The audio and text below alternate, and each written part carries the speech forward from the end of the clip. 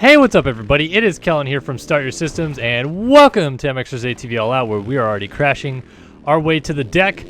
Today, we're going to be playing Loretta Lynn's 2020 National Track, which I've already played. You guys have maybe already seen the DLC video on it. It's part of the 2020 Pro Motocross DLC package, which I think is now all of the tracks have been released, or just about, pretty close. And, of course, if you guys have never seen this before, this is where I will be reviewing the 2020 Loretta Lynn's 2 Nationals. So it just happened over the weekend, muddy, mucky mess as it was, and going to be sitting here and basically chatting about it like a podcast for the next, I don't know, 30 minutes or so. Hopefully we can get through all of it, because there's a lot of sludge to dredge through here in this championship scenario on both classes. So yeah, if you haven't watched the race already, spoiler alert. If you have already, well, then sit back and enjoy as I try to break down everything that happened over the weekend and talk about some of the storylines that you may have missed. All right, so we're going to start off with what exactly pretty much started off the day, I guess. Obviously qualifying for the 250A and B groups that had already gone out. The 450A guys roll up to the gate, and Zach Osborne's bike does not start. That is the current 450 points leader not having his bike roll off the gate. It sounds like it was a fuel pump issue. They actually changed the fuel tank behind the starting gate and eventually got it to fire and go again. And supposedly the KTM Husky / gas trifecta has problems with fuel pumps, so it's not abnormal. But yeah, Osborne couldn't get off to do the lone practice that they had on the day because the first practice session was canceled due to rain. The track was destroyed, very wet, and so they only had one session. So MX Sports allowed Osborne to switch to the B practice, which was coming up next. The A class was going out first, B practice was going second. The reason they did that is because Osborne, who just needs to run one single lap, it doesn't even need to be a fast lap, he could roll around and do a 7-minute lap time if he wanted to, would get himself into the motos at that point. That's all you need to do is run one lap, which to me I think is kind of confusing and stupid. But as he is the points leader, and anybody in the top 10 in the points can do this as well, you just need to complete one single lap of practice and you automatically get seeded into the motos. You'll probably have, obviously, last gate pick with a terrible lap time, but you'll still make the motos. To be honest with you, I have no idea where this rule came from or why it exists in the manner that it does, because I can't remember a time where a series leader or something along those lines didn't practice and then showed up to race, like I've seen in the past. You know, I guess this is like Supercross, but Chad Reed, Detroit 2008, big crash during practice, already ran laps, goes to the hospital, comes back, races the main event, finishes 12th.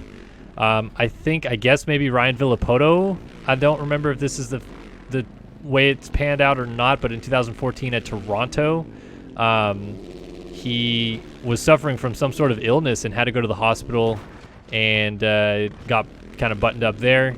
And I don't remember if he missed all of practice or not, but he definitely missed a lot and had to take a provisional to get in, I think, and then ended up finishing 6th that night, I believe. But to me, that seems kind of like outlandish, because I think the reality is that whoever is going to take a provisional to get in is likely doing so because they need, you know, time to rest, or maybe there is a bike malfunction or something like that. So maybe that's why MX Sports and the AMA and FIM and all them stuff or whatever did it that way, is because they wanted to, like, more or less prove that the guy is capable of running a lap to get himself into the program. So it's a weird rule in my opinion, but I still believe that the points leaders should have a provision. The top 10 in points probably should have provisions into the racing. But it's also weird that they're not allowed to tech 2 bikes. Even privateers are telling me they should be allowed to tech 2 bikes, and it's like, yeah, I mean, privateers would probably like that too, because they blow up a motor in the first moto. If they can roll their practice bike out to the line and at least try in the second moto, they, you know, have a bike to ride, unlike a lot of the guys who ended up having to not start the second moto this weekend because their bikes let go in the first moto, and that's unfortunate. You know, like, they have the one bike, one motor in that, and you can't really, you know, I mean, you can swap the motor, but it's short time frame to swap the motor for a privateer who's usually working by himself and with either one mechanic or his girlfriend or something like that. So anyway, long story short, Osborne's allowed to go to B practice, puts in some times in B that is fast enough to get him 10th overall, and it sounds like Nobody protested, but there was an angry father figure that was very mad at MX Sports for this situation. And yeah, so because of that, there was some mixed feelings, I think, about Osborne being able to go out and run practice. My personal opinion is I think it's stupid that he wasn't going to be able to race if he couldn't get a lap time in. As the points leader, I feel like you earn a different kind of level of provisions or what have you to be able to make it into the motos. But I understand that all is fair in the end of the day, and you actually do need to go out there and follow the rules. The reason there is also, by the way, a rule about not having riders who are in a certain practice be pushed into a different practice because of, seating and different things like that. But the reason why this rule was given an exemption this weekend was because of the unique circumstances that there was only one practice and there was no last chance qualifier. So because there's only one practice and no last chance qualifier, that's the reason why they moved Osborne over. Now, other people kind of got screwed too, and that's a whole different story, like Matthias Jorgensen, who I believe he was in A practice, or maybe he was in B practice for the 250s, had a bike malfunction, couldn't get the bike going. Maybe they were going to let him switch over to A, but in the end it didn't matter. Couldn't get out and run in time, so he didn't even get a chance to go out there. But supposedly other riders echoed the sentiments that the MX Sports people were saying, that like they would have done it for anybody, and there were riders that stepped forward and said, like, yeah, we're a low-level privateer, and they've let us, jump practices and stuff like that before to help us get into the motos, which, I think that's what everybody was kind of crying about, is like, you wouldn't do that for a privateer, but they kind of have, so that was kind of the point of it. So anyway, Osborne gets his way in, and a day that looked pretty rough to start with, almost maybe not even making it into the races, ends with another win.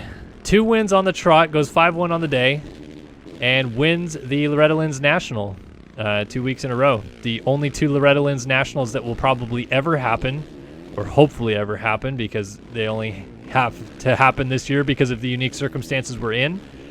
And yeah, Wacko Zacko wins them both, and now he's got a pretty big points lead. I believe on Muscan now it's 19 points on Muscan, who's second in the championship.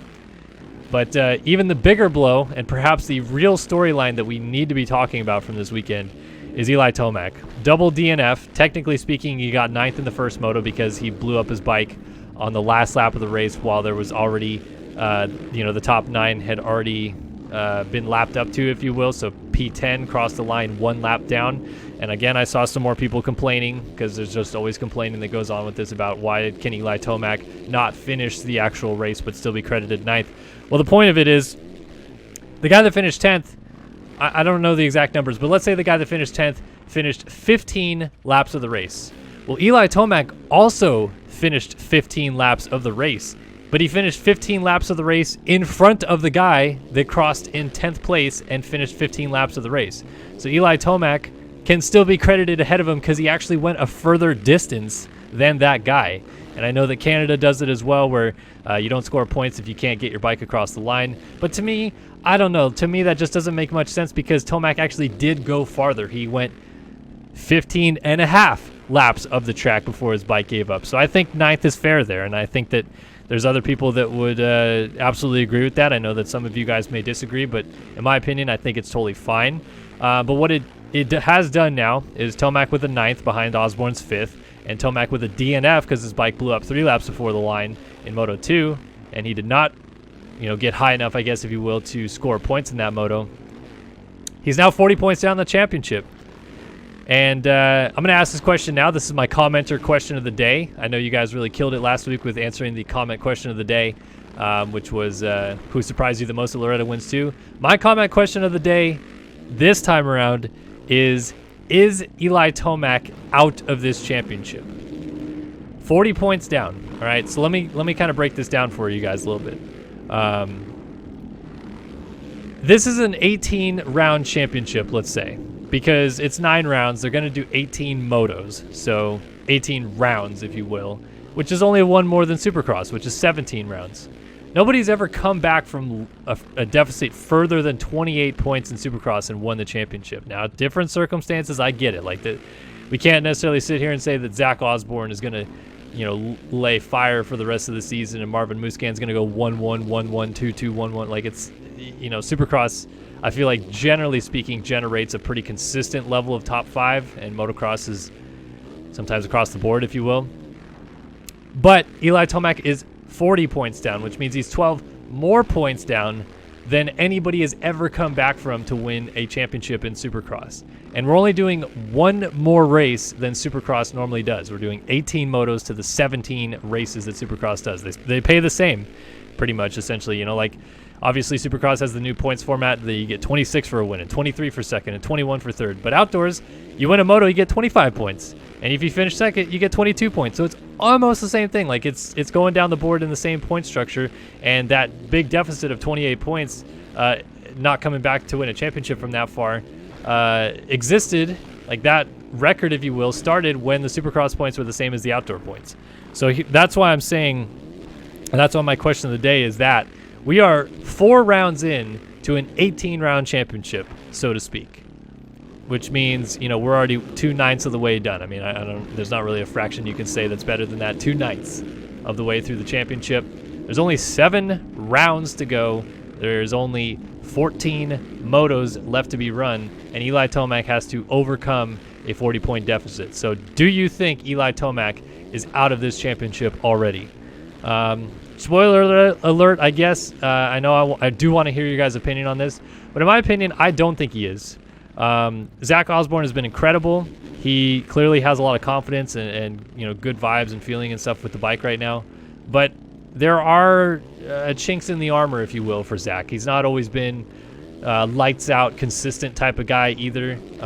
He was pretty consistent last year on a 450, but even so far this year, it's not like he's gone 1-1, 2-2 or whatever. Like he's had ups and downs, if you will, and he hasn't, in my opinion, even been the fastest rider on the track in most of the motos he's ran. He's just been, good starts, runs up front, consistent pace, etc. So because of that, I don't think Zacho is the guy to necessarily worry about in relation to Tomac. I honestly would be a little bit more worried if I was Tomac about the fact that I'm 21 points down of Marvin Musquin. I think that this is maybe Musquin's best chance to win a title on a 450 in the USA. I'm not saying that in a way to disregard Zach. I think Zach is 100% a championship contender, and I think he's going to be that way through and throughout. But you can't discredit that Marvin, who is coming off of complete knee reconstructive surgery, was arguably the fastest rider in the second moto late there, has good fitness. His form looks great. He looks like he's back on point, if you will. Just needs to kind of get into the flow of things. And I think he becomes a perennial moto winner down the stretch. And that starts clawing points away from Wacko Zacho, or maybe even Eli, who's trying to close that gap down. And suddenly he's right in the thick of it. So because of that, because of Osborne having the big lead and being able to kind of, I guess, conserve it, if you will, and Marvin Musquin maybe coming back to full song, Eli Tomac being as far down as he is already is a little bit I don't know about that one. That's going to be a big one to overcome in such a short series like this. But it's not impossible. Eli Tomac, if anybody can do it, Eli Tomac probably can, because he's one of those guys that, I mean, even in this field, I could see him probably winning 11 of the last 14 motos or something crazy like that, like a big number. But he's in a big hole right now, and he's going to have to really grab a shovel and dig himself out of this one. So that's why I'm saying my comment question of the day is: Eli Tomac officially out of the championship hunt, or is he still alive for it? Some other big storylines, if you will, from the 450 class before we jump over to the 250 class. Justin Barcia wins a moto. He's shopping for a ride. A lot of different rides available that he might end up on.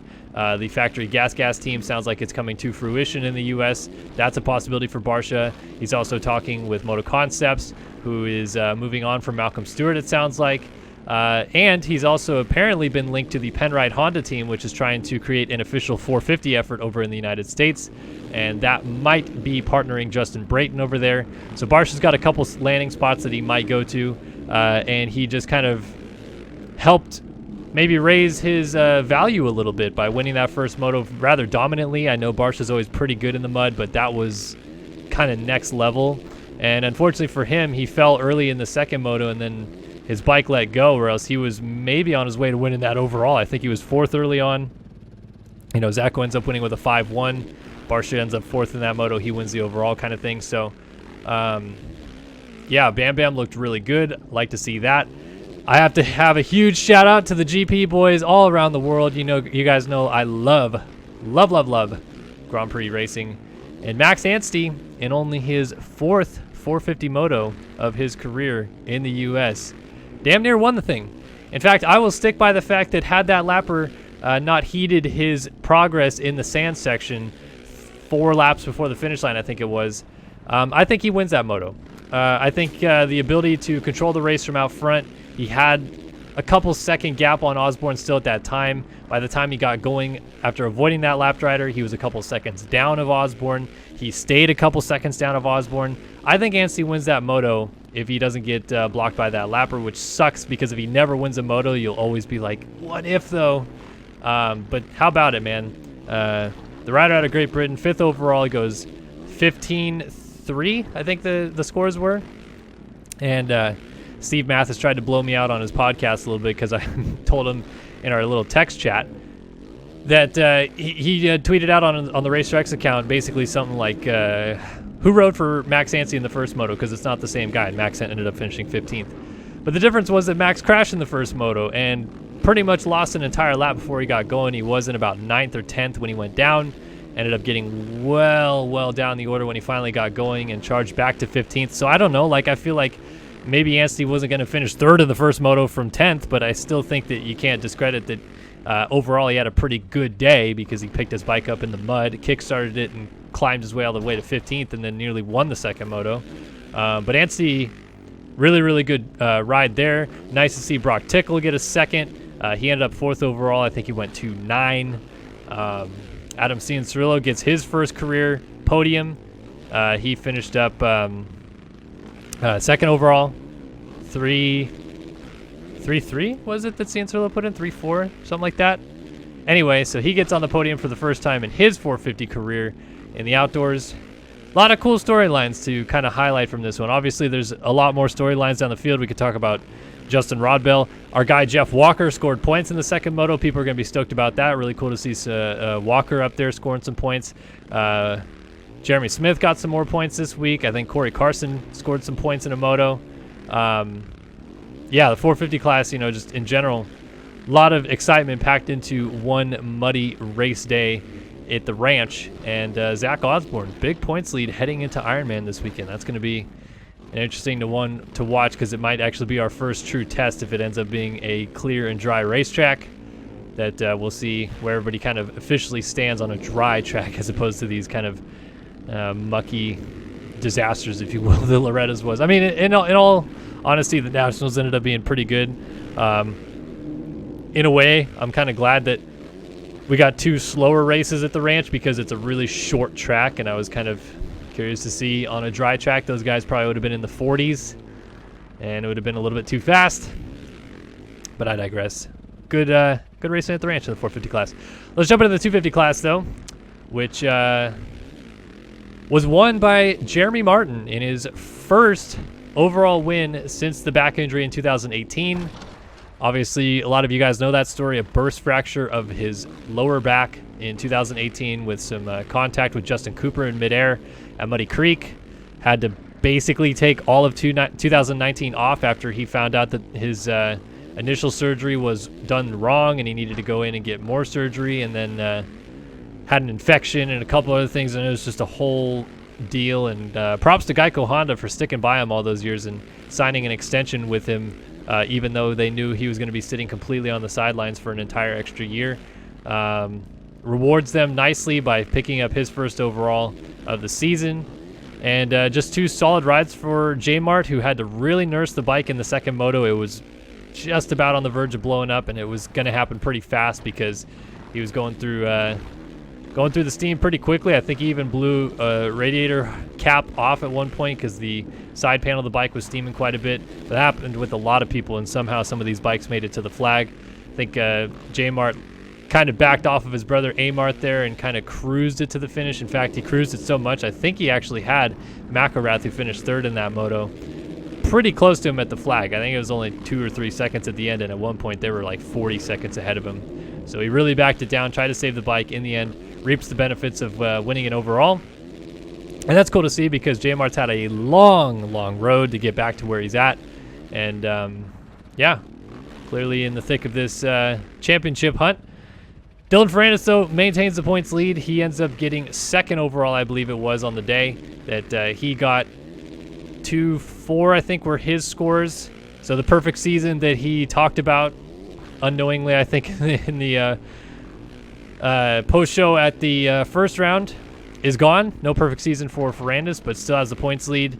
Carries it into Ironman, and just kind of a steady day. Kind of complained about the bike on the podium a little bit, which was a little strange, but either way, I think he'll take it, and still, to me at least, the clear favorite of this championship. I think J Mart getting some confidence built his way is going to be a bit of a detriment to Ferrandis, because I think he had those guys pretty well whooped in the first one. Had he gone out and went 1-1 again this weekend in the mud and the tricky conditions, I think it was a mental destruction for some of those guys. But J Mart getting a win is going to be huge for him. And then RJ Hampshire also won a moto. He obviously couldn't finish the second moto at DNF there, but the win in the first moto was huge for him, coming off of that ACL surgery of his own, and going out there winning the race, looking very comfortable, tossing his goggles super early. I have no idea how he made it so far into the race without goggles. And yeah, I think RJ, despite the fact that he had the DNF, you can still, I think, consider him a title contender, because he's basically had he's got his one bad moto out of the way. In 18 rounds, he's going to have his one bad moto, and that's going to be that DNF. So he's got a hole to claw himself out of a little bit here, but winning a moto, getting the podium at the first round, I think dude's pretty legit, and you can't just say that Ferrandis and J Mart are going to walk their way home with podiums from here on out. You know, it's going to be a drag out type of battle. Ferrandis is going to win a lot. I think J Mart's going to win some motos. Obviously, Hampshire is still probably going to win some motos, but clearly a title threat. And I would obviously say the same for Alex Martin, who had just an up and down first Loretta Lynn's. The second Loretta Lynn's was bad first moto, but somehow got 7th, and great second moto. I think he hole shot. If he didn't, he was right up there at the start. He was like side by side with McElrath, got the early lead, and man, kind of took off with it. His brother Jeremy tailed him there for 5-6 laps, and then J Mart knew his bike was starting to go, so he backed it down, and then A Mart just put a beat down on him in the second moto, and that was really cool to see. That was Alex's first moto win since 2017. Hasn't won an overall since 2016. But more importantly, which I thought was a crazy stat to read, and shout out Lewis Phillips of MX Vice for coming up with this stat, that was Suzuki's first win, moto win that is, in the 250 class since 2009, July 25th, 2009 to be specific, with Ryan Dungey. So Ryan Dungey, up until Alex Martin's second moto at Loretta Lynn's, was the last time that a Suzuki 250 had won a moto. Oh, talk about throwback. That's crazy. I mean, there might be some of you people out there right now watching this video that were not alive when Ryan Dungey last won a moto for a Suzuki 250 before Alex Martin claimed one this weekend. That's pretty cool. A Mart, those previous wins that he got were either on the Rock River Yamaha team or on the Star Racing Yamaha team. So new to the Suzuki in 2019, and gives JGR a much needed boost there with a moto win. Suzuki, if you had told me coming into the national championship, I mean, I guess I would have said there's a chance given the riders that are on those bikes, but Suzuki almost took half of the moto wins on the weekend at Loretta's. That would have been crazy. Had Anstey won the second moto, and A Mart obviously winning the second moto, that would have been Suzuki winning 2 of the 4 motos at the ranch. That'd have been something else. But yeah, A Mart, Hampshire, Ferrandis, J Mart, pretty firm title contenders to me. I don't know if anybody else is really going to get up there and ruffle any feathers, but I think those guys are looking pretty solid. Something happened to Hunter Lawrence's shoulder, popped his shoulder out while battling for third in the first moto. He was one of the guys I considered to be a title contender coming into this championship. His championship is probably now over. We haven't heard anything official, going to the doctors and all that stuff like that, but can't imagine that he's going to be A-okay moving forward, which is unfortunate. for him. But Hunter Lawrence, I should say. Bad moto. Jet Lawrence, bad motos, blew up the bike both motos. Geico Honda really just had a rough day outside of Jermart. Carson Mumford, Joe Shimoda, those guys had rough days as well. Solid days for guys like Cameron McAdoo, making the PC Cowie team look good, got inside the top 5 overall. Another great day for Mason Gonzalez, just putting in solid finishes. A bad day for my fantasy team. Yeah, my fantasy team was just in shambles. For some reason, I thought picking Hunter Lawrence and Joey Crown would pay off. Probably should have read a little bit more into how Joey Crown's fitness was coming back from the head injury, but he DNF'd the first moto. I don't even think he started the second moto. And then obviously the things that happened with Hunter Lawrence. So my fantasy team was complete shambles in the 250 class, which sucked, but it is what it is. And think what else I can mention here. I don't know what else really there is to talk about. Just a muddy, crazy mess. A lot of bikes blowing up. Gonna have a lot of kind of funny tidbits to talk about in race examination this week over on Racetracks Online. You can head over to the Racetracks YouTube channel at some point, probably later today, to check that out for yourself and give it a listen. And yeah, I guess in the comment section below, as another addition to the comment question of the day, just any other storylines that I may have missed, I'll head down to the comments and start chatting with you guys. Obviously, I want to know the comment question of the day answer from you guys as well. And Loretta Lynn's too, done and dusted. Well, done and sloshed, I guess, because it wasn't dusty at all. It was actually quite muddy and messy. And Osborne, J-Mart, your winners. Now heading into Ironman as we are going into the third round of 9 of the Lucas Oil Pro Motocross Championship. I think people have been asking a couple questions about rumblings of some cancellations and some other things. We had an interview up on Racetracks Online last week with Amy Ritchie, who is part of the Ritchie family that owns and operates Redbud. They're supposed to have the 4th and 5th rounds of the national championship. They said that they still believe all is good there. They don't seem to have any hiccups. So if we can get Ironman in, we'll go through Redbud. We'll have 5 rounds complete. High Point is still a fallback option if other rounds start falling through. And I personally don't believe we're going to get Paula in, but we'll see. And yeah, 9 rounds of this championship, 2 rounds done. Heading into the final 7, a lot of championship storylines to follow, and hopefully you guys enjoyed this little synopsis, little wrap-up video of the Loretta Lynn's 2 National. If you guys have any questions, comments, or concerns, head up to the description below, or the comments below, I should say, and shoot them my way, and I'll be happy to answer them. Be sure to check out racetracksonline.com for all of our online content during the week. Myself, Jason Wygant, Mitch Kendra, cranking stuff out. Also head over to racetracksonline.com/subscribe. If you guys would like to subscribe to the magazine, it helps me keep a job over there at Racetracks so that I can enjoy working in the industry and bring you guys some insider info that I sometimes have and most of the time do not have. Wow, that was interesting. Landed fakie off of a tree. But yeah, I would appreciate that. Check out our merch store, all the other things as well. And as always, keep watching our awesome content here on Start Your Systems on YouTube. So thanks again, guys, so much for watching, and we'll see you guys in the next one. So long for now.